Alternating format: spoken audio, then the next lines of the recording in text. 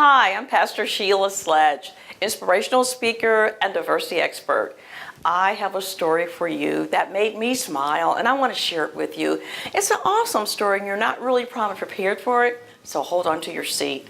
Have you ever read the book of Hosea? Have you ever read anything about the minor prophet Hosea? It's so interesting that when I was reading a book that said, "How much do I love them?" It was God asking that question, do you know how much I love you? And then, of course, it went into the story of Hosea, who married a woman named Gomer. She happened to be a woman that lived on the strip, a woman that was on the streets in the red light district. And nobody in the town thought he had any sense at all when he married her. But he knew God had said to him, marry her, take her home, feed her, clean her up, and make her legitimate.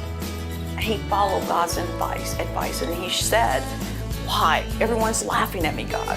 How do I live through this? What do I do next? Every time I go out the door, people snicker and say, is he crazy? What's going on? How long do you think that's gonna last? But he did what he was told to do. Interesting enough, Gomer got tired of being at home, and one night she slipped out and she stayed away. Hosea went to find her. He walked the streets. He looked for her everywhere. And people laughed as he searched for her. He finally wore a sign, and on the sign it read, if you see my wife Gomer, tell her I love her and that she can come back home. People laughed and laughed and laughed. How could you spend so much time cleaning up something that's meant to be in the street? How could you let go of who you are as a prophet and actually come into a bedroom setting and under marriage covenant with someone who does not honor God? But God was showing us in so many ways that's how we are sometimes. We overindulge in food. Sometimes we have drinks too many. Sometimes we have drugs for our recreation. Sometimes we don't go home at night and honor our vows to one another.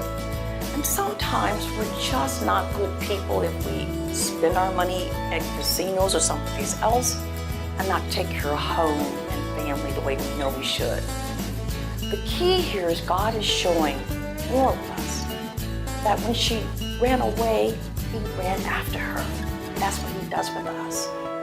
When people laugh at him, he loves us anyway, because that's how deep his love is for us. And when we do wrong, he forgives us and says, come back home. Let's start over again. I hope whoever you are, wherever you are, whatever you think you've done, do know that it's not enough to keep God's love away from you.